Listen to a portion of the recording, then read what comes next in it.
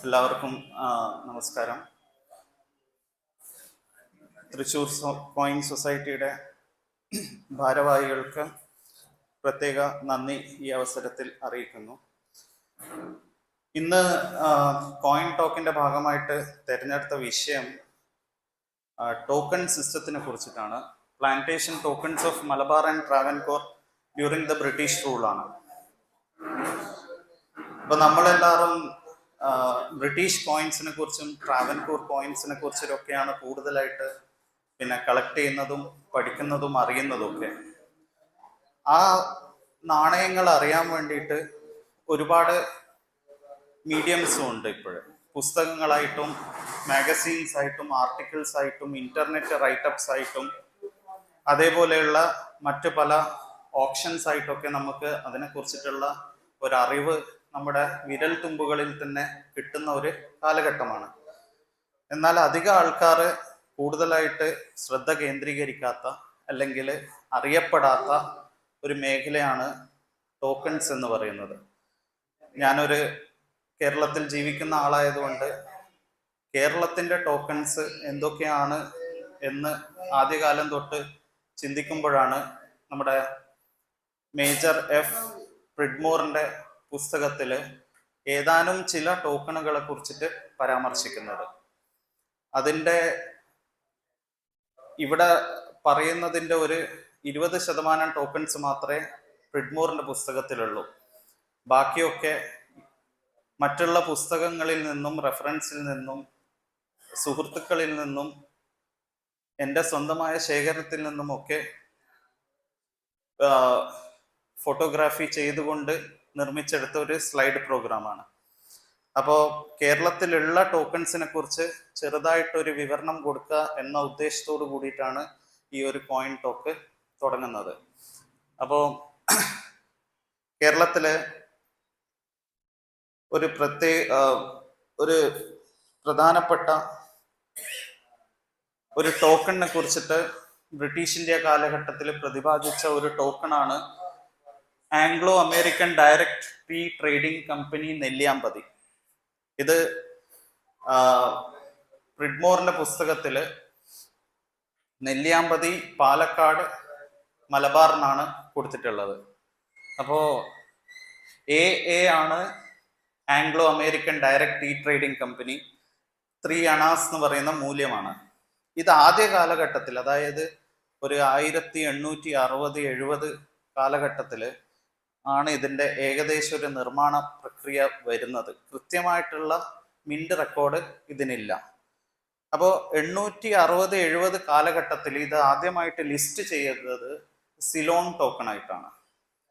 പിന്നെ പിൽക്കാലത്ത് സിലോൺ എന്ന് പറയുന്ന മേഖലയിൽ അണാ സിസ്റ്റം ഇല്ലാത്തത് കൊണ്ട് അത് രണ്ടാമത് റീ ആട്രിബ്യൂട്ടാണ് നെല്ലിയാമ്പതിയിലേക്ക് വന്നത്. എ എന്ന് പറയുന്നത് Anglo American direct tea trading കമ്പനിയുടെ നെല്ലിയാമ്പതി ടോക്കണായിട്ട്. അപ്പോൾ നെല്ലിയാമ്പതി നമ്മൾ അറിയുന്ന പോലെ പാലക്കാട് ജില്ലയുടെ മനോഹരമായിട്ടുള്ള, നമ്മൾ ഇടുക്കിയിലെ മൂന്നാർ പറയുന്ന പോലെ, വയനാട്ടിലെ പല സ്ഥലങ്ങളും പറയുന്നത് പോലെ ഒരു ഹിൽ സ്റ്റേഷനാണ്. അപ്പോൾ അവിടെ നമ്മളിപ്പം പോയി കഴിഞ്ഞാലും ഒരുപാട് കാപ്പിത്തോട്ടങ്ങളും തേയിലത്തോട്ടങ്ങളും ഒരുപാട് കാണാൻ സാധിക്കുകയും ചെയ്യുന്നുണ്ട്. അത് കൂടാണ്ട് ബ്രിട്ടീഷ് പ്ലാന്റേഴ്സിന്റെ ബംഗ്ലാവുകളും കൂടി അവിടെ നിങ്ങൾക്ക് കാണാൻ സാധിക്കും. അപ്പോൾ അവിടെ ആദ്യമായിട്ട് ഒരു പ്ലാന്റർ വരുന്നതും പ്ലാന്റേഷൻ തുടങ്ങുന്നതും ലേബറേഴ്സിനെ കൊണ്ടുവരുന്നതും ഒക്കെ സ്റ്റാർട്ട് ചെയ്യുന്നത് 1893 അത് അവിടുത്തെ റെക്കോർഡ്സിൽ റെക്കോർഡ് ചെയ്യപ്പെട്ടതാണ്. അപ്പോൾ Anglo American direct tea trading company നെല്ലിയാമ്പതിയുമായിട്ടുള്ള ഒരു ചരിത്രം ആ ഒരു റെക്കോർഡിൽ കൂടി നമുക്ക് മനസ്സിലാക്കാൻ സാധിക്കും. അപ്പോൾ ഈ ഒരു ടോക്കൺ മാത്രമാണ്, ഇനി 2 അണയുണ്ടോ 1 അണയുണ്ടോ 4 അണയുണ്ടോ എന്നൊന്നും നമുക്ക് കണ്ടുകിട്ടാത്തത് കൊണ്ട് അത് ഇനിയും ഫർദർ റിസർച്ച് ടോപ്പിക്കായിട്ട് അത് മാറുകയാണ് ചെയ്യുന്നത്. എന്ത് തന്നെ ആയാലും ഈ ഒരു ടോക്കണ് എഡ്ജ് പ്ലെയിൻ അല്ല, മിൽഡാണ്. നമ്മുടെ ബ്രിട്ടീഷ് ഇന്ത്യ 1 രൂപയിൽ കാണുന്ന സെറേഷൻ പോലെ സ്ട്രെയിറ്റ് മില്ലിംഗ് ആണ് എഡ്ജ് ഉള്ളത്. ഇതിന്റെ തൂക്കം എന്ന് പറയുന്നത് 3.28 ഗ്രാം ആണ്. പിന്നെ ഒരു കാര്യം, നമ്മൾ പരമ്പരാഗതമായിട്ട് തൂക്കം എന്ന് പറയുന്നത് ടോക്കണിൽ അത്ര ഒരു പ്രാധാന്യം കൊടുക്കുന്നില്ല. കാരണം എന്താണെന്ന് വെച്ച് കഴിഞ്ഞാൽ നമ്മളിപ്പോൾ 1 രൂപ, ബ്രിട്ടീഷ് 1 രൂപ 11.66 തൂക്കാണ്. അതിൻ്റെ അര രൂപ 5.8 ആണ്. അതിൻ്റെ 1/4 രൂപ അതിൻ്റെ പകുതിയാണ്. അപ്പോൾ മെറ്റൽ വാല്യൂ ആണ്, അല്ലെങ്കിൽ ഇൻട്രിൻസിക് വാല്യൂവും അതേപോലെ മൂല്യവും തമ്മിൽ കോമ്പിനേഷൻ ഉണ്ട്. അതിലാണ് എല്ലാ കോയിൻസിന്റെ മൂല്യവും അടയാളപ്പെടുത്തുന്നത്. ഇപ്പൊ ഗോൾഡിലാണെങ്കിലും സിൽവറിലാണെങ്കിലും ഒക്കെ അങ്ങനെ തന്നെയാണ്. പക്ഷെ ടോക്കണിൽ എന്താണെന്ന് വെച്ച് കഴിഞ്ഞാൽ നമ്മൾ ഇനി വരുന്ന സ്ലൈഡുകളിൽ മറ്റ് ടോക്കൺസ് ഒക്കെ നോക്കുമ്പോൾ ടോക്കണിൽ ഇങ്ങനെ ഒരു വെയിറ്റ് സ്റ്റാൻഡേർഡ് കറക്റ്റായിട്ട് കീപ്പ് ചെയ്യുന്നില്ല. കാരണം എന്താണെന്ന് വെച്ച് കഴിഞ്ഞാൽ ഒരണ ടോക്കൺ 6.5 ഗ്രാം ആണെങ്കിൽ 2 ടോക്കൺ ചിലപ്പോൾ 7 ഗ്രാം ആയിരിക്കും, 4 ടോക്കൺ 7.5 ഗ്രാം ആയിരിക്കും, അല്ലെങ്കിൽ 6.5 ഗ്രാം ആയിരിക്കും, അല്ലെങ്കിൽ 6 ഗ്രാം ആയിരിക്കും. അതുകൊണ്ട് ടോക്കണിൽ വെറും മൂല്യം മാത്രമാണ് നമ്മൾ കാണുന്നത്. അല്ലാണ്ട് ടോക്കണിന്റെ വെയിറ്റിനെ കുറിച്ചിട്ടോ അല്ലെങ്കിൽ വെയിറ്റ് സംബന്ധമായിട്ട് നമ്മൾ നാണയം നോക്കുന്നത് പോലെ ടോക്കണിന്റെ ഒരു ടെക്നിക്കാലിറ്റി നമുക്ക് ടോക്കണിൽ കാണാൻ സാധിക്കുന്നില്ല. അപ്പൊ അതൊരു നാണയത്തിൽ നിന്ന് ടോക്കൺ വ്യത്യസ്തമാവുന്നത് അവിടെയാണ്. അപ്പൊ അതുകൊണ്ട് ഇൻട്രിൻസിക് വാല്യൂവും ടോക്കണിന്റെ ഫേസ് വാല്യൂവും തമ്മിൽ യഥാർത്ഥമായിട്ട് നമുക്ക് ആ ഒരു ഡിഫറൻസിയേഷന് നാണയങ്ങളിലെ പോലെ നമുക്കത് കാണാൻ സാധിക്കാത്ത ഒന്നാണ്. ഇത് 3.28 ഗ്രാം ആണ്. ആംഗ്ലോ അമേരിക്കൻ ഡയറക്ട് ഇ ട്രേഡിംഗ് കമ്പനി നെല്ലിയാമ്പതി ടോക്കൺ ആണ്. നിങ്ങൾക്ക് ഇതിന്റെ റെഫറൻസ് ഫ്രിഡ്മോറിന്റെ പുസ്തകത്തിൽ കിട്ടും. അടുത്തുള്ളത് നമുക്ക് എല്ലാവർക്കും സുപരിചിതമായിട്ടുള്ള ഒരു സ്ഥലമാണ് Kannan Devan hills produce company limited, Munnar. അപ്പൊ മുന്നാർ എന്ന് പറയുന്നത് തിരുവിതാംകൂറിന്റെ ഏറ്റവും ബോർഡറിൽ നിൽക്കുന്ന ഒരു സ്ഥലമായിരുന്നു. ട്രാവൻകൂറിന്റെ അധീനതയിലുള്ള പ്രദേശമായിരുന്നു.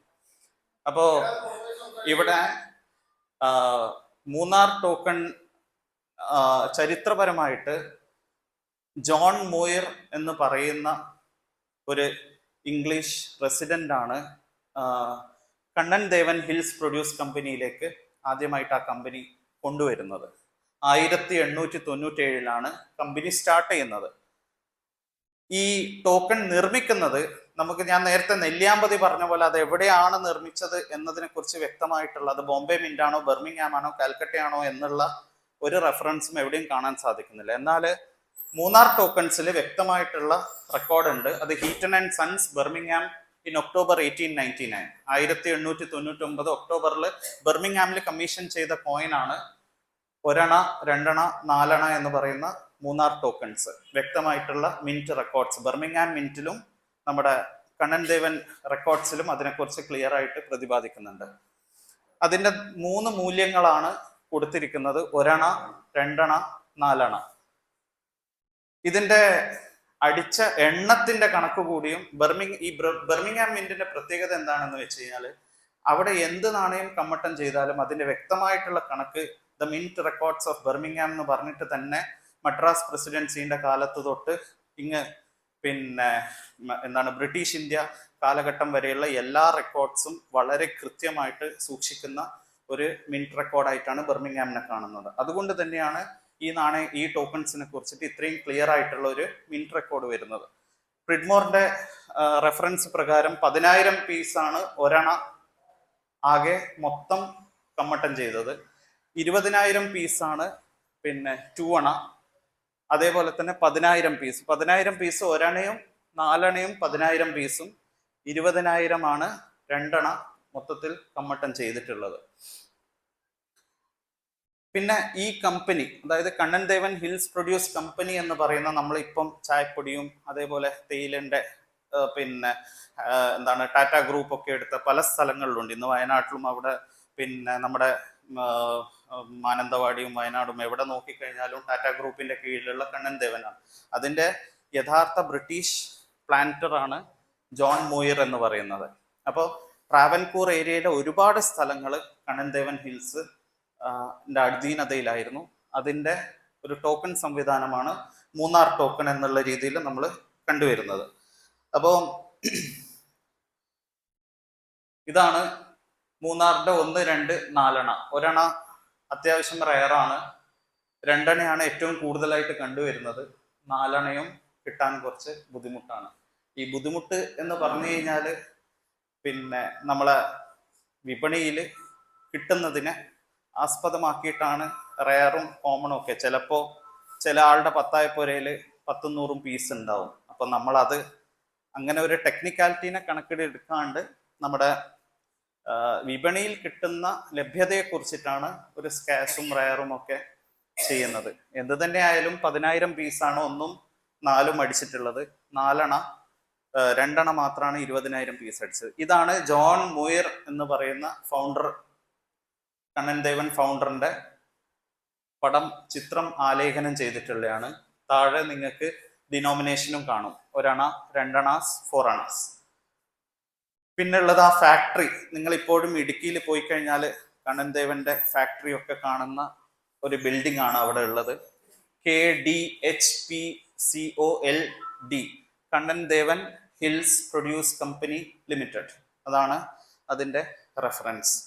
അപ്പോൾ നമ്മുടെ മൂന്നാർ ടോക്കൺ എന്നറിയപ്പെടുന്ന കണ്ണൻ ദേവന്റെ 3 ടോക്കൺസ് ആണ് ഇവിടെ പ്രതിപാദിച്ചിട്ടുള്ളത്. അടുത്ത നമ്മൾ southern India coffee company limited. ഇത് ട്രാവൻകൂറിലെ വേറൊരു കമ്പനിയാണ്. അത് ട്രാവൻകൂർ എന്നുള്ള വാക്കൊന്നും കൊടുത്തിട്ടില്ല. Southern India coffee company limited എന്ന് പറയുന്ന സ്ഥാപനം തിരുവിതാംകൂറിലെ പല എസ്റ്റേറ്റുകളിലും അവരുടെ ആധിപത്യം സ്ഥാപിച്ച ഒരു കമ്പനിയാണ്. അത് മേജർ പ്രിഡ്മോറിന്റെ റെഫറൻസിൽ നമുക്ക് കാണാൻ സാധിക്കുന്നതാണ്. ഇത് 50ഓളം എസ്റ്റേറ്റ്സ് പ്രിഡ്മോറിന്റെ കടമെടുത്തു കഴിഞ്ഞാൽ 50ഓളം എസ്റ്റേറ്റ്സ് ആണ് സൗത്ത് ട്രാവൻകൂറിൽ ഈ southern India coffee company limited പിന്നെ നോക്കിക്കൊണ്ടുവന്നത്. അതില് ഇപ്പോ ഇവിടെ കാണിക്കുന്ന ടോക്കൺസിൽ VM, CM, T എന്ന് പറയുന്ന 3 ഇനീഷ്യൽസ് ഉള്ള ടോക്കൺസ് ആണ് ഇവിടെ ഉള്ളത്. അതായത് പ്രിഡ്മോർ പറയുന്നതും ഈ 3 ടോക്കൺസിനെ കൊണ്ട് കുറച്ച് പറയുന്നുണ്ട്, പക്ഷെ ചിത്രം കൊടുക്കുന്നില്ല. പ്രിഡ്മോറിന്റെ പുസ്തകത്തിൽ നിങ്ങൾ നോക്കുകയാണെങ്കിൽ റെഫറൻസ് മാത്രമേ ഉള്ളൂ. അൺഅവൈലബിലിറ്റി ഓഫ് ഫോട്ടോഗ്രാഫ് എന്നാണ് അതിൽ കമന്റ് ആയിട്ട് കൊടുത്തിട്ടുള്ളത്. അപ്പൊ ആ കാലഘട്ടത്തിൽ പ്രിഡ്മോർ എഴുതുന്ന കാലഘട്ടത്തിൽ ഇതിനെ കുറിച്ചിട്ടുള്ള റെഫറൻസ് മാത്രമേ ഉള്ളൂ. പിൽക്കാലങ്ങളിൽ അതിന്റെ ടോക്കൺസ് വന്നതുകൊണ്ട് നമുക്ക് അത് ഇമേജ് ആയിട്ട് കാണാനും സാധിക്കുന്നുണ്ട്. അപ്പൊ ഈ VM, CM, T എന്ന് പറയുന്നത് നമുക്ക് വ്യക്തമായിട്ട് എന്താണത് ഉദ്ദേശിക്കുന്നത് എന്നതിനെ കുറിച്ചിട്ട് ഒരു കൃത്യമായിട്ട് പറയാൻ പറ്റാത്തൊരവസ്ഥയാണ്. കാരണം എന്താണെന്ന് വെച്ച് കഴിഞ്ഞാൽ അത് പ്രിഡ്മോറിന്റെ വാക്കുകൾ പ്രകാരം ഈ VM, CM, T എന്ന് പറയുന്നത് ഈ എസ്റ്റേറ്റുകളുടെ പേരിന്റെ ആയിരിക്കാം. അതായത് അതാവാനാണ് ചാൻസ് കൂടുതൽ. ടീനെ കൊണ്ട് ഏതെങ്കിലും എസ്റ്റേറ്റിന്റെ പേരാവാം, VM എന്ന് പറയുന്നത് വേറെ ഏതെങ്കിലും എസ്റ്റേറ്റിന്റെ പേരാവാം. അപ്പോൾ that may be the initials of the estates. Estate നാമത്തിന്റെ ഇനീഷ്യൽ. ഇപ്പൊ കോഴിക്കോടിന്റെ K എന്ന് പറഞ്ഞ പോലെ, അല്ലെ തലശ്ശേരിയുടെ T എന്ന് പറഞ്ഞ പോലെ അത് ഏതെങ്കിലും എസ്റ്റേറ്റുകളുടെ പേരാവാം എന്ന് മാത്രമേ പറയുന്നുള്ളൂ.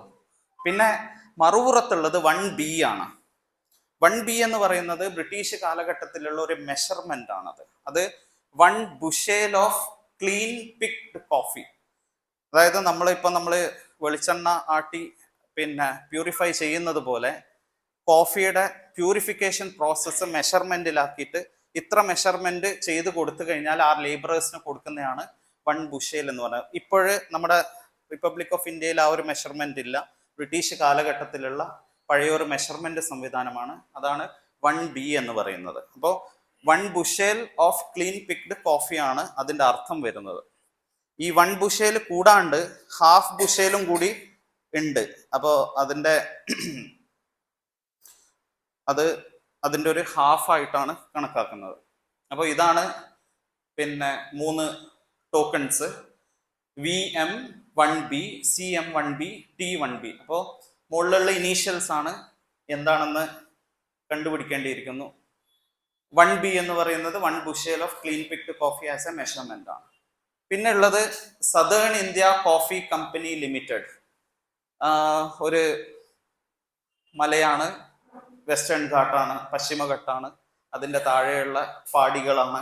അപ്പോൾ മനോഹരമായിട്ട് പിന്നെ ആ ഒരു എസ്റ്റേറ്റിൻ്റെ രൂപകൽപ്പനയോട് കൂടിയിട്ട് നിർമ്മിച്ചെടുത്ത മനോഹരമായിട്ടുള്ള 3 ടോക്കൺസ് ആണ്. അത്യാവശ്യം കളക്ടേഴ്സിന് കിട്ടാൻ ബുദ്ധിമുട്ടുള്ള ടോക്കൺസ് ആണ്. ചിലപ്പോൾ ഒന്നൊക്കെ ആയിരിക്കും കിട്ടുക. കൂടുതലായിട്ട് കണ്ടുവരുന്നത്, അതായത് ഓപ്ഷൻസിലും കൂടുതലായിട്ടുള്ള കളക്ടേഴ്സിനൊക്കെ കണ്ടുവരുന്നത് VM ആണ്. ബാക്കി CMഉം TO ഒക്കെ കിട്ടാൻ കുറച്ച് ബുദ്ധിമുട്ടാണ് പിന്നെ കിട്ടുന്നത്. ഇതിൻ്റെ മിൻറ്റ് റെക്കോർഡൊന്നും അവൈലബിൾ അല്ല. കാരണം ഇതിൻ്റെ ഒരു സ്റ്റൈലിസ്റ്റിക് ഫീച്ചർ നോക്കിക്കഴിഞ്ഞാൽ ഇത് ബോംബെ മിൻറ്റിലാണ് ചെയ്തതുപോലെയാണ് അതിൻ്റെ ഒരു രൂപകൽപ്പന നോക്കിക്കഴിഞ്ഞാൽ മനസ്സിലാവുന്നത്. എന്തായാലും ബർമിംഗ്ഹാം മിന്റ് അല്ല. കാരണം ബർമിംഗ്ഹാം മിന്റ് ആയിരുന്നെങ്കിൽ അതിൻ്റെ വ്യക്തമായിട്ടുള്ള കണക്ക് ബർമിംഗ്ഹാം മിന്റ് റെക്കോർഡ്സ് നിന്ന് തന്നെ നമുക്ക് കിട്ടുമായിരുന്നു. അപ്പം പിന്നെ ഇതിൻ്റെ മിന്റ് റെക്കോർഡ്സും ടോട്ടൽ മിൻറ്റേജും മൂന്നാർ പറഞ്ഞ പോലെ അത്ര വ്യക്തമല്ല. പക്ഷെ നാണയങ്ങൾ ടോക്കൺസ് ഈ സ്ഥിതിയിലുള്ളത് കൊണ്ട് നമുക്ക് ഫ്രിഡ്മോർ പറയുന്ന ചരിത്രത്തെ ഈ ടോക്കണുകളിൽ കൂടി നമുക്ക് മനസ്സിലാക്കാൻ സാധിക്കും. അടുത്തുള്ളത് വോൾക്കാർഡ് ബ്രദേഴ്സ് ആണ്. ഈ വോൾക്കാർഡ് ബ്രദേഴ്സ് എന്ന് പറയുന്നത് സ്വിസ് ട്രേഡിംഗ് കമ്പനിയാണ്. സ്വിറ്റ്സർലാൻഡിലുള്ള ട്രേഡിംഗ് കമ്പനിയാണ്. ഏകദേശം 1925-26 ആകുമ്പോഴാണ് ഇന്ത്യയിലേക്ക് അവർ വരുന്നത്. അവരുടെ മെയിൻ ആയിട്ടുള്ള കോൺസെൻട്രേഷൻ എന്ന് പറഞ്ഞു കഴിഞ്ഞാൽ സ്പൈസസ് ആണ്. അതായത് പിന്നെ സുഗന്ധദ്രവ്യങ്ങൾ ഏറ്റവും കൂടുതൽ കിട്ടുന്ന ഒരു രാജ്യമായ ഇന്ത്യയിലേക്കാണ് അവരുടെ കോൺസെൻട്രേഷൻ ഉണ്ടായിരുന്നത്. അതിൽ തന്നെ അവർ ഏറ്റവും കൂടുതൽ കോൺസെൻട്രേറ്റ് ചെയ്ത 3 സ്ഥലങ്ങളാണ്. ഒന്ന് ബോംബെ ആണ്, ഒന്ന് തലശ്ശേരിയാണ്, ഒന്ന് സിലോണാണ്. അപ്പോൾ ബോംബെയിലും തലശ്ശേരിയിലും സിലോണിലും കേന്ദ്രീകരിച്ചിട്ടാണ് വോൾക്കാർഡ് ബ്രദേഴ്സ് അവരുടെ ആദ്യ സംരംഭം ആരംഭിക്കുന്നത്. അതിൽ കേരള തീമിൻ്റെ ടോക്കൺ ആയതുകൊണ്ട് ഞാൻ തലശ്ശേരിയുടെയും മോറക്കുന്ന് എന്ന് പറഞ്ഞു കഴിഞ്ഞാൽ ഒരു 3 കിലോമീറ്റർ തലശ്ശേരിയിൽ നിന്ന് അടുത്തുള്ള പ്രാന്തപ്രദേശമാണ്. അപ്പോൾ വോൾക്കാർഡ് ബ്രദേഴ്സിൻ്റെ തലശ്ശേരിയിലുള്ള ടോക്കൺ സംവിധാനത്തെ കുറിച്ചിട്ടാണ് പിന്നെ ഇതിൽ പ്രതിപാദിച്ചിട്ടുള്ളത്. 1926 അവർ ബിസിനസ് സ്റ്റാർട്ട് ചെയ്യുന്നത് തലശ്ശേരിയിൽ. പിന്നെ തലശ്ശേരിയിലും മോറക്കുന്നിലും പിന്നെ കോഫി ക്യൂറിങ് ഫാക്ടറീസ് ആയിട്ട് അവർ കൺവേർട്ട് ചെയ്തു. കോഫി ക്യൂറിങ് ഫാക്ടറീസ് എന്ന് പറഞ്ഞു കഴിഞ്ഞാൽ എക്സ്പോർട്ടിലേക്ക് വേണ്ടുന്ന കോഫീനെ സംസ്കരിച്ച് നല്ല കോഫി ആയിട്ട് മാറ്റുന്ന കേന്ദ്രമായിട്ടാണ് തലശ്ശേരിനെയും മോറക്കുന്നിനെയും മാറ്റിയത്. ആ കേന്ദ്രമാക്കുന്നതിന്റെ ഭാഗമായിട്ട് ലേബറേഴ്സിന് ആവശ്യമുണ്ട്. ആ ലേബറേഴ്സ് അവരുടേതായിട്ടുള്ള ജോലികൾ ചെയ്യുന്നത് ആവശ്യമാണ്. അങ്ങനെയാണ് വോൾക്കാർഡ് ബ്രദേഴ്സിന്റെ ടോക്കൺസ് കേരള ചരിത്രവുമായിട്ട് ബന്ധപ്പെടുന്നത്. ഇതിൻ്റെ ഒരു വളരെ കൗതുകമായിട്ടുള്ള കാര്യം എന്താണെന്ന് വെച്ച് കഴിഞ്ഞാൽ മലയാളം വാക്കാണ് ഇംഗ്ലീഷിൽ യൂസ് ചെയ്തിട്ടുള്ളത്. ആ ടോക്കൺ നോക്കിക്കഴിഞ്ഞാൽ മനസ്സിലാവും. അതിൽ 2 വാക്കുകൾ യൂസ് ചെയ്തിട്ടുണ്ട്. ഒന്ന് അംശം, ഒന്ന് പിന്നെ നോട്ടം. അത് മലയാളം വാക്കാണ്, ഇംഗ്ലീഷ് വേർഡ് അല്ല അത്. അപ്പൊ അംശം എന്ന് പറഞ്ഞു കഴിഞ്ഞാൽ നമ്മളിപ്പോ ഫ്രാക്ഷൻ എന്ന് പറഞ്ഞ പോലെ ചെറുത്. അപ്പൊ ഈ അംശം എന്ന് പറയുന്നത് വളരെ ചെറിയ ഏരിയ നോക്കാൻ വേണ്ടിയിട്ട് ലേഡീസിന് കൊടുത്തിരുന്ന ടോക്കണാണ് ഈ അംശം എന്ന് പറയുന്നത്. നോട്ടം എന്ന് പറയാന്ന് വെച്ചാൽ നമ്മളെ നോട്ടം എത്തുക എന്ന് പറഞ്ഞ പോലെ ഒരു വലിയ പ്രദേശത്ത് അല്ലെങ്കിൽ കൂടുതലായിട്ടുള്ള സ്ഥലത്ത് എന്നുള്ള അർത്ഥത്തിലാണ് നോട്ടം എന്ന് പറയുന്ന ഒരു വാക്ക് അതിൽ യൂസ് ചെയ്യുന്നത്. രണ്ടും മലയാളമാണ്. ഒന്ന് അംശമാണ്, ഒന്ന് നോട്ടാണ്.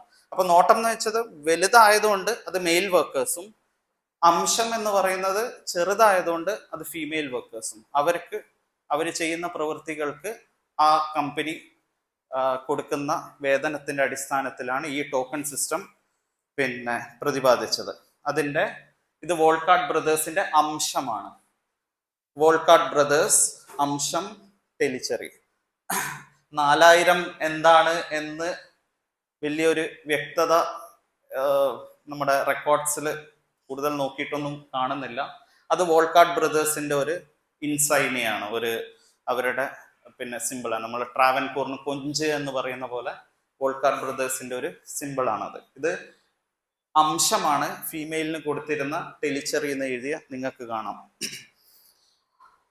അതിൻ്റെ തന്നെ വോൾക്കാർഡ് ബ്രദേഴ്സ് നോട്ടം, അംശം മാറി നോട്ടമായി. അപ്പോൾ പിന്നെ ഇത് മെയിൽ വർക്കേഴ്സിന് കൊടുത്തതാണ്. അടുത്തത് മോറക്കുന്നാണ്. എല്ലാം സെയിം ആണ്, ആകെ തലശ്ശേരി മാറിയിട്ട് മോറക്കുന്നായിട്ടുണ്ട്. അപ്പൊ മോറക്കുന്നിലെ ഫാക്ടറിയിൽ ലേഡീസിന് കൊടുത്തതാണ് അംശം എന്ന് പറയുന്ന ഈ ടോക്കണ്. ഇത് പിന്നെ നോട്ടമാണ്, മോറക്കുന്നാണ്. നേരത്തെ തലശ്ശേരി നോക്കിയതുപോലെ ഈ മോറക്കുന്ന് നോട്ടം പിന്നെ മെയിൽ വർക്കേഴ്സിന് അവിടെ കൊടുത്തു വന്ന ടോക്കണാണ്. അടുത്തയാണ് R Dawson and company Mangalore. അതായത് മംഗലാപുരം എങ്ങനെയാണ് മലബാർ കോസ്റ്റിൽ വരുന്നതെന്ന് ചോദിച്ചു കഴിഞ്ഞാൽ, നമ്മളിപ്പോൾ ആധുനിക കാലഘട്ടത്തിലാണ് മംഗലാപുരം കർണാടക, തമിഴ്നാട്, ആന്ധ്ര എന്നൊക്കെ പറയുന്നത്. ബ്രിട്ടീഷുകാരെ സംബന്ധിച്ചിടത്തോളം മലബാർ കോസ്റ്റ് എന്ന് പറയുന്നത് അറേബ്യൻ കടലിനെ ചുറ്റിപ്പറ്റിയിട്ട് മംഗലാപുരം തൊട്ട് മൗണ്ട് ഡില്ല, കന്യാകുമാരിയുടെ അടുത്തുള്ള മൗണ്ട് ഡില്ല വരെയാണ് ബ്രിട്ടീഷുകാരുടെ, ഈസ്റ്റ് ഇന്ത്യ കമ്പനീൻ്റെ കോൺസെപ്റ്റിലുള്ള മലബാർ കോസ്റ്റ് എന്ന് പറയുന്നത് ഏകദേശം 700 കിലോമീറ്ററോളം സ്ട്രെച്ച് ചെയ്ത അറേബ്യൻ കടലിടുക്കിൻ്റെ സൈഡിലൂട്ട് പോകുന്ന കോസ്റ്റാണ് മലബാർ കോസ്റ്റ്. ഇപ്പം നമ്മളിപ്പം മലബാറിന് പൊളിറ്റിക്കലായിട്ടാണ്, രാഷ്ട്രീയ സാമൂഹിക പരമായിട്ടാണ് നമ്മളിപ്പം മലബാർ എന്ന് പറഞ്ഞു കഴിഞ്ഞാൽ കോഴിക്കോടും കണ്ണൂരും പിന്നെ വയനാടും കാസർഗോഡൊക്കെയുള്ള ജില്ലകളാണ് മലബാർ. പിന്നെ നടുക്ക് വരുന്ന പിന്നെ എന്താണ് കൊച്ചിയും പിന്നെ ഇടുക്കിയും ഒക്കെ ഇടയിലുള്ള കൊച്ചിൻ സ്റ്റേറ്റ് ആണ്. ഇങ്ങോട്ടേക്ക് തെക്കോട്ടേക്ക് വന്നു കഴിഞ്ഞാൽ ട്രാവൻകൂർ എന്ന് നമ്മൾ നമ്മുടെ പൊളിറ്റിക്കൽ എസ്റ്റാബ്ലിഷ്മെന്റിന് വേണ്ടിയിട്ട് കൊണ്ടുവന്ന വാക്കുകളാണ്. പക്ഷേ ബ്രിട്ടീഷുകാരെ സംബന്ധിച്ചിടത്തോളം മലബാർ കോസ്റ്റ് എന്ന് പറയുന്നത് ഇന്നത്തെ മൊത്തത്തിലുള്ള കേരളത്തിന്റെ കോസ്റ്റാണ്. അതുകൂടാണ്ട് കന്യാകുമാരിന്റെ പിന്നെ മൗണ്ട് ഡില്ല തൊട്ട് കന്യാകുമാരി വരെ നീണ്ടു കിടക്കുന്ന 700 കിലോമീറ്ററോളമുള്ള ഒരു സ്ട്രെച്ചാണ്. അപ്പൊ ഈ ആർ ഡോസൻ ആൻഡ് കമ്പനി എന്ന് പറയുന്ന ഒരു കമ്പനി മംഗലാപുരത്തുള്ളതാണ്. മംഗലാപുരവും മലബാർ കോസ്റ്റിന്റെ ഭാഗമായിരുന്നു ഈസ്റ്റ് ഇന്ത്യ കമ്പനിയുടെ കാലത്ത്. ബോംബെ പ്രസിഡൻസിയുടെ ഭാഗമായിരുന്നു. 800കൾക്ക് ശേഷം മദ്രാസ് പ്രസിഡൻസിന്റെയും ഭാഗമായിരുന്നു. അപ്പോൾ R Dawson and company, Mangalore, Malabar coast. അപ്പോൾ ഇത് മംഗലാപുരത്തുള്ള ഒരു കമ്പനി ആയിരുന്നു. ഈ കമ്പനീനെ കുറിച്ചിട്ട് പ്രിഡ്മോർ തന്റെ പുസ്തകത്തിൽ പരാമർശിക്കുന്നുണ്ട്. അതായത് അവിടെ പണിയെടുക്കുന്ന ആൾക്കാർക്ക് പിന്നെ ദൈനംദിന ജീവിതത്തിന് വേണ്ടിയിട്ട് ആ തോട്ടങ്ങളിലും ലോക്കൽ ബസാറുകളിലും പിന്നെ സാധനങ്ങൾ അത്യാവശ്യം വാങ്ങിക്കാൻ വേണ്ടിയിട്ട് യൂസ് ചെയ്തിരുന്ന ടോക്കണാണ് ഇത്. 2 വെയിറ്റ് ഡിനോമിനേഷനിൽ വരുന്നുണ്ട്. 3.1 1 ഗ്രാമിൽ വരുന്നുണ്ട്, 5.2 ഗ്രാമിൽ വരുന്നു. 3.1 ഗ്രാമിൽ വരുന്ന ചെറിയ ഡിനോമിനേഷനിൽ വരുന്ന വെയിറ്റ് ലേഡീസ് ഫീമെയിലും, അതേപോലെ 5.1 ഗ്രാമിൽ വരുന്നത് മെയിലുമാണ്. ഇതിന്റെ പ്രൊഡക്ഷൻ എന്ന് പറയുന്നത്, മാനുഫാക്ചറിങ് എന്ന് പറയുന്നത് ഓൾമോസ്റ്റ് 1880s 1900, അതായത് ലേറ്റ് 19th സെഞ്ചുറി എന്നുള്ള രീതിയിലാണ് പ്രിഡ്മോർ ഈ പിന്നെ ടോക്കണിനെ പ്രതിപാദിക്കുന്നത്. അപ്പൊ മോറക്കുന്ന്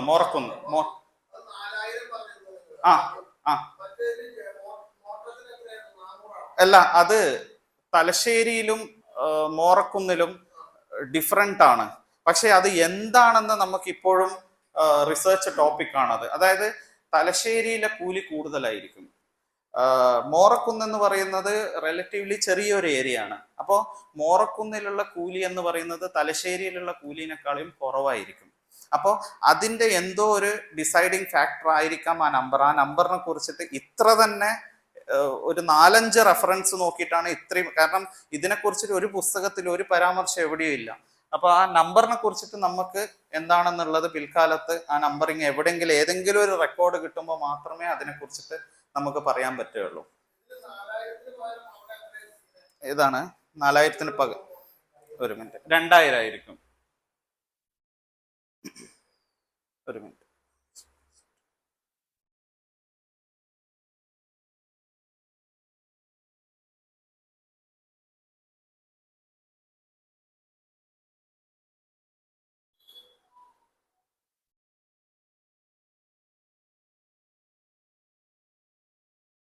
ഇതാണ് തലശ്ശേരി ആയതുകൊണ്ടാണ് 4000. മോറക്കുന്നാണെങ്കിൽ മറ്റേ ഇത് 4000 തലശ്ശേരിയാണ്.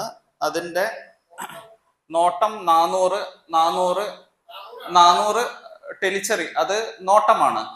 ഓക്കെ, അത് ടെലിച്ചറിയാണ് അത്.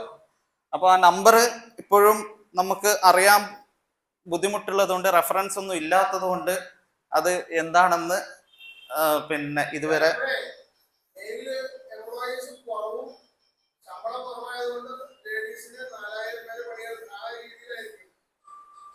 അതില് അല്ല, ഈ നോട്ടം അംശത്തിനെ കുറിച്ചിട്ട് വ്യക്തമായിട്ട് വോൾക്കാർഡ് ബ്രദേഴ്സ് ഈ ഡെയിലി വേജസിൽ അവർ പറയുന്നുണ്ട്.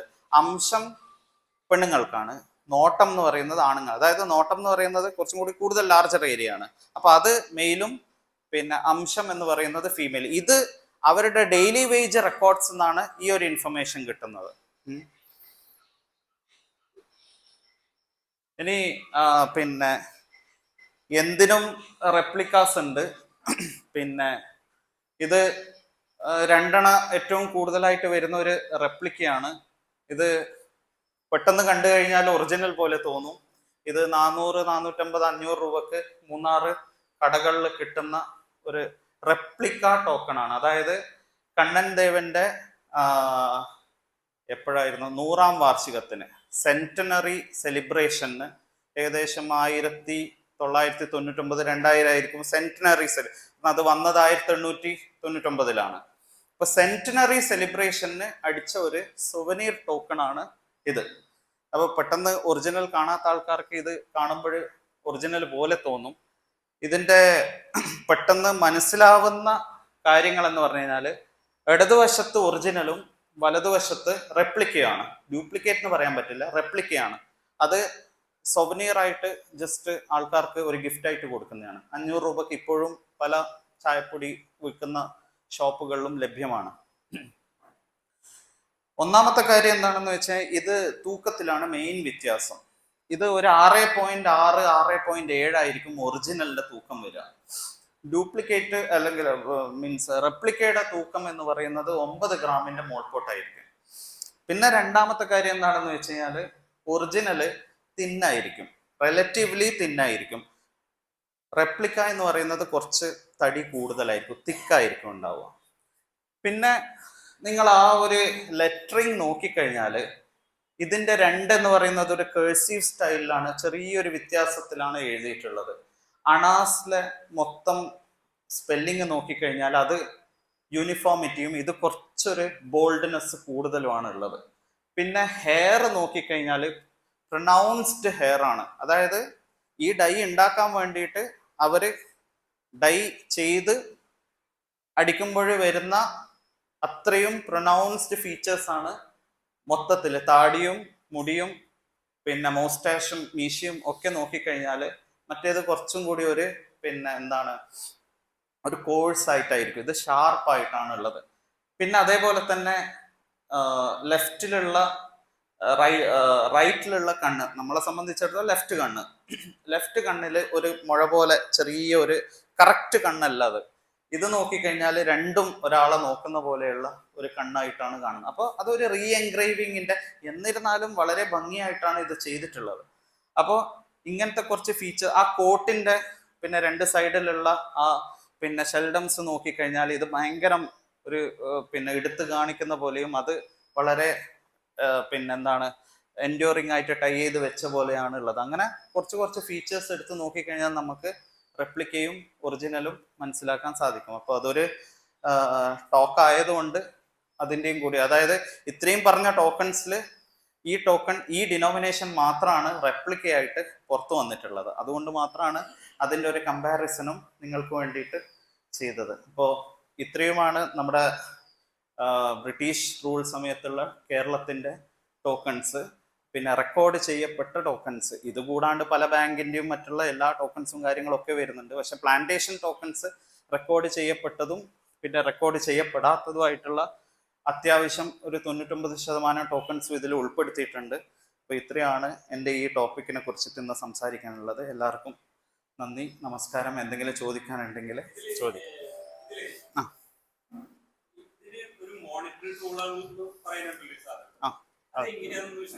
ഓക്കെ, അതായത് നമ്മളെ ഒരു കോയിൻ എന്ന് പറഞ്ഞു കഴിഞ്ഞാൽ അല്ലെങ്കിൽ കറൻസി എന്ന് പറഞ്ഞു കഴിഞ്ഞാൽ, ഇപ്പോൾ കറൻസിയിൽ പിന്നെ എന്താണ് റിസർവ് ബാങ്കിന്റെ ഗവർണറുടെ ഒരു പ്രോമിസറി നോട്ട് ഉണ്ട്. I promise to pay the bearer the sum of 100 rupees. അപ്പോൾ അത് റിസർവ് ബാങ്കിന്റെ എന്താണ് പിന്നെ ഒരു പ്രോമിസറി നോട്ടാണ്. ഇന്ത്യയിൽ എവിടെയും നിങ്ങൾക്ക് ഈ 100 രൂപ കൊണ്ട് നിങ്ങൾക്ക് ചായയോ ഉഴുന്നുവടയോ പരിപ്പോടയോ എന്ത് വേണമെങ്കിലും വാങ്ങിക്കാം. ഹജ്ജ് നോട്ട് ഡിഫറെൻ്റ് ആയിരുന്നു.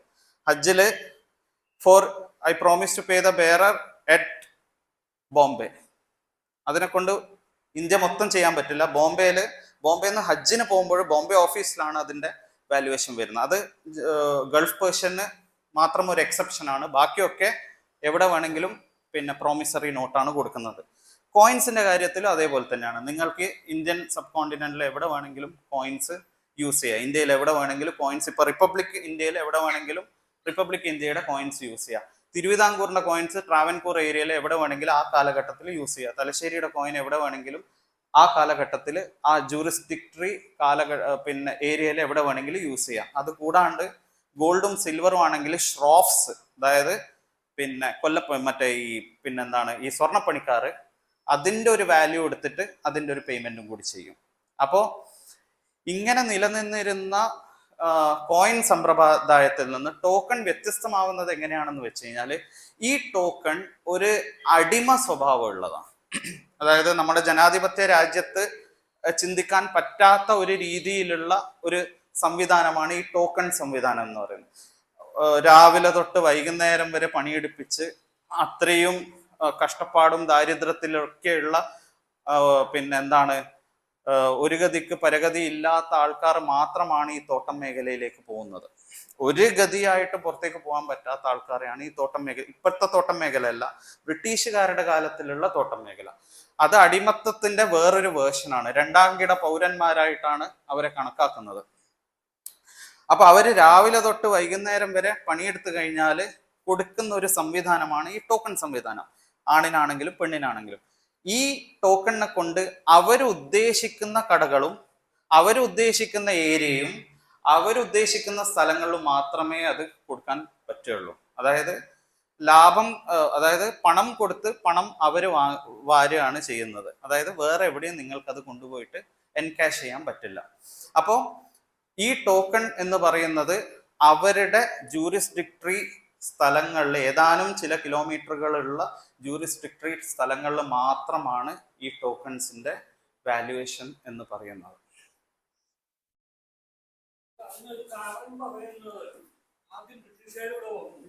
ആദ്യം അവർ പോസ്റ്റൽ ഡിപ്പാർട്ട്മെന്റ് തുടങ്ങി. അപ്പൊ അവർക്കൊക്കെ ഇതായിട്ട് കൊടുത്തിരുന്ന കറൻസി ഇതായിട്ട് അത് കഴിഞ്ഞിട്ട് ഈ ബ്രിട്ടീഷ് ട്രാൻസ്ലേഴ്സ് വന്നു. അപ്പൊ ഇംഗ്ലീഷ് അറിയാവുന്നവരെ പോസ്റ്റൽ ഡിപ്പാർട്ട്മെന്റിലൊക്കെ അഡ്രസ് വായിക്കാൻ ഇംഗ്ലീഷ് അറിയാവുന്നവരെയാണ് അവർക്ക് ആവശ്യം. അപ്പൊ അതിന് അവര് പോസ്റ്റൽ ഡിപ്പാർട്ട്മെന്റിൽ കൊടുക്കുന്നവരെക്കാളും ഇരട്ടി പൈസ കൊടുക്കും. അത് ഈ ഇതിനെപ്പറ്റി ഞാൻ നമ്മുടെ ഇലക്ട്രിക് ക്ലബിന്റെ മാഗസീനിൽ എഴുതിയിട്ടുണ്ട്. അപ്പൊ അങ്ങനെ വന്നപ്പോ പിന്നെ കുറെ പേര് ഈ ആൾക്കാരൊക്കെ ഇംഗ്ലീഷ് അറിയാവുന്നവരൊക്കെ ഈ പ്ലാന്റേഷൻസിലേക്ക് വരും, വയനാടൊക്കെ. എന്നിട്ട് പിന്നെ അവിടുന്ന് പോവാണ്ടിരിക്കാനാണ് യൂസിങ്. അപ്പൊ നിങ്ങൾ പറയുന്ന ടൈം പീരീഡ് എല്ലാം അതിന്റെ അടുത്തായിട്ട് വരും. ഇതില് ഒരു കാര്യം കൂടി ഇതിനെ ആഡ് ചെയ്യാനുള്ളത്, നിങ്ങളെ സ്റ്റാമ്പ് പിന്നെ ഇതിൽ ആഡ് ചെയ്യാനുള്ളത്, അതായത് നിങ്ങൾക്ക് ഞാൻ മുതലാളി, നിങ്ങൾ തൊഴിലാളി. അതായത് ബ്രിട്ടീഷുകാരൻ മുതലാളിയും ലേബറർ തൊഴിലാളിയുമാണ്. നിങ്ങൾക്ക് ബ്രിട്ടീഷ് 1 രൂപ കൊടുക്കുന്നുണ്ടെന്ന്, അല്ലെങ്കിൽ ബ്രിട്ടീഷ് 2 കൊടുക്കുന്നുണ്ടെന്ന് വിചാരിക്കാം. ഇപ്പൊ നമ്മളിപ്പോ കാണുന്ന 2 അന്ന് ആ കാലഘട്ടം എന്ന് വെച്ച് കഴിഞ്ഞാല് വിക്ടോറിയയുടെ 2 സിൽവർ 2 അതിന്റെ ഇക്വലന്റ് ആണല്ലോ ഈ 2. വിക്ടോറിയയുടെ 1899-ലെയും 1900-ലെയും 1901-ലെ എഡ്വേർഡിലെയും ഒക്കെ 2 ഈ 2. അതായത് വാല്യൂ ആണ്. 4 എന്ന് പറയുന്നത് ആ 4 തന്നെയാണ് ഈ 4. അതായത് 4 എന്ന് പറയുന്ന 1/4 രൂപ. അതായത് ബ്രിട്ടീഷ് 1/4 രൂപന്റെ വാല്യൂ തന്നെയാണ് ഈ 4 എന്ന് പറയുന്നത്. ബ്രിട്ടീഷ് 8 വാല്യൂ തന്നെയാണ് പിന്നെ ബ്രിട്ടീഷ് പിന്നെ എന്താണ് 2 വാല്യൂ തന്നെയാണ് ഈ 2 എന്ന് പറയുന്നത്. അപ്പൊ എന്തുകൊണ്ടായിരിക്കും അവർ അത് കൊടുക്കാത്തത്? അതാണ് സാറ് ചോദിച്ചതിന്റെ ഉത്തരം എന്ന് പറയുന്നത് അതാണ്. അതായത് നിങ്ങൾക്ക് ഓൾറെഡി വളരെ തുച്ഛമായിട്ടുള്ള ശമ്പളമാണ് കൊടുക്കുന്നത്. അത് അവരുടെ യൂണിവേഴ്സൽ കറൻസിയിലല്ല, മറിച്ച് ടോക്കണിലാണ്.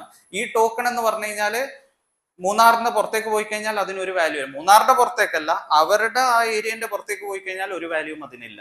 അപ്പോ അവരെ സ്ഥായിയായിട്ട് ചൂഷണത്തിന് ഇരയാക്കിയിട്ട് ബങ്കറിന്റെ ഉള്ളിലും മറ്റേ ജയിലിന്റെ ഉള്ളിലും വെക്കുന്നത് പോലെയുള്ള ഒരു സംവിധാനമാണ് ഈ ടോക്കൺ സംവിധാനം എന്ന്. അതായത് അവർ ഒരു കാലത്തും ഗതി പിടിക്കരുത് എന്നത് വളരെ വിദഗ്ധമായിട്ട് കണ്ടുപിടിച്ച ഒരു സംവിധാനമാണ് ഈ ടോക്കൺ സംവിധാനം എന്നുള്ളത്. അതെ അതെ അതെ അതെ അതെ അതെ അതെ അതെ. അപ്പൊ അവരുടേതായിട്ടുള്ള ഒരു സിസ്റ്റം, അതായത് 2 അണ 4 അണ എന്ന് പറയുന്ന അവരുടേതായിട്ടുള്ള ഒരു സിസ്റ്റം കൊണ്ടുവന്ന് അവരെ അതിലേക്ക് തളിച്ചിടുകയാണ് ചെയ്തത്. യഥാർത്ഥത്തിൽ അതൊരു കറുത്ത അധ്യായമാണ് ഈ ടോക്കൺ അധ്യായം എന്ന് പറയുന്നത്.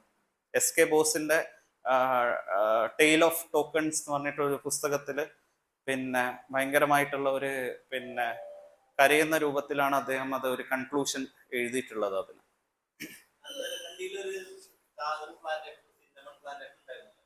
എവിടെ ആ ആ ആ അതായത് അവൈലബിൾ ആയിട്ടുള്ള ടോക്കൺസ് കിട്ടുമ്പോൾ മാത്രമാണ് നമുക്കതൊരു ചരിത്രമായിട്ട് പറയാൻ പറ്റുന്നത്. അങ്ങനെ പിന്നെ അവൈലബിൾ ആയിട്ടുള്ള ടോക്കൺസ് ഇല്ലെങ്കിൽ, ഇപ്പൊ ഉദാഹരണത്തിന് ഞാനിപ്പോ മൂന്നാർ ടോക്കൺ കാണിച്ചു കൊടുത്തത് കൊണ്ടാണ് മൂന്നാർ എന്ന് പറയുന്ന ചരിത്രം നമുക്ക് കണ്ണൻ ദേവനിലൂടെ പറയാൻ പറ്റിയത്. അല്ലെങ്കിൽ ഒരു വായന മാത്രമായിട്ട് പോകും. സദേൺ ഇന്ത്യ കോഫി കമ്പനി ലിമിറ്റഡിന്റെ ടോക്കൺ കാണുമ്പോഴാണ് അവർ 50ഓളം എസ്റ്റേറ്റ് കൈകാര്യം ചെയ്യുന്ന ആൾക്കാരാണ്, അവർക്ക് പലതരത്തിലുള്ള പിന്നെ ടോക്കൺസ് ഉണ്ടെന്ന്. അങ്ങനെ പിന്നെ സ്പൈസസ്, ഇപ്പോൾ സാറ് ചോദിച്ച പോലെ സ്പൈസസ്, അതായത് ടെലിച്ചറി പെപ്പർ, നമ്മളിപ്പോൾ BIS ഹോൾമാർക്ക് ചെയ്യുന്ന പോലെ, ഇപ്പോൾ ഗോൾഡിന് 916 BIS ഹോൾമാർക്ക് ചെയ്യുന്ന പോലെ ലോകത്തിലെ കുരുമുളക് പെപ്പറിന്റെ ഹോൾമാർക്കിംഗ് ആയിരുന്നു ടെലിച്ചറി പെപ്പർ. ടെലിച്ചറി പെപ്പറിന്റെ അത്രത്തോളം ക്വാളിറ്റിയിൽ വെച്ചിട്ടാണ് ലോകത്തിൽ എവിടെ പ്രൊഡ്യൂസ് ചെയ്യുന്ന പെപ്പറിന്റെ ക്വാളിറ്റി അളക്കുന്നത്. അപ്പോൾ ടെലിച്ചറി പെപ്പർ എന്ന് പറഞ്ഞു കഴിഞ്ഞാൽ ലോകത്തിലെ ഏറ്റവും ഉൽപ്പാദിപ്പിക്കപ്പെടുന്നതിലെ ഏറ്റവും പിന്നെ ഹൈ ക്വാളിറ്റി പെപ്പർ ആയിട്ടാണ് ടെലിച്ചറി. അപ്പൊ അതിന്റെ ഭാഗമായിട്ട് പല സ്ഥലങ്ങളിലും പല രീതികളിലും പിന്നെ എസ്റ്റേറ്റ് പരിപാടികൾ ഉണ്ടാവാം. പക്ഷെ അതൊന്നും റെക്കോർഡ് ചെയ്യാത്തത് കൊണ്ടും അതിന്റെ ടോക്കൺസ് കിട്ടാത്തത് കൊണ്ടും അതിന്റെ പിന്നെ പുസ്തകത്തിൽ പരാമർശിക്കാത്തത് കൊണ്ടും അങ്ങനെ ചെറുതും വലുതുമായിട്ടുള്ള മറ്റ് പല മേഖലകളിലും പിന്നെ ഈ ടോക്കൺസിന്റെ അഭാവം ഉള്ളത് കൊണ്ട്, ഞാൻ അങ്ങനത്തെ അഭാവം ഉള്ളത് ചരിത്രമാവുന്നത് കൊണ്ട് അത് ഒഴിവാക്കിയിട്ട് കിട്ടിയ കാര്യത്തെക്കുറിച്ച് മാത്രമാണ് ഇന്നത്തെ ഒരു ടോക്കിൽ ഉൾപ്പെടുത്തിയിട്ടുള്ളത്.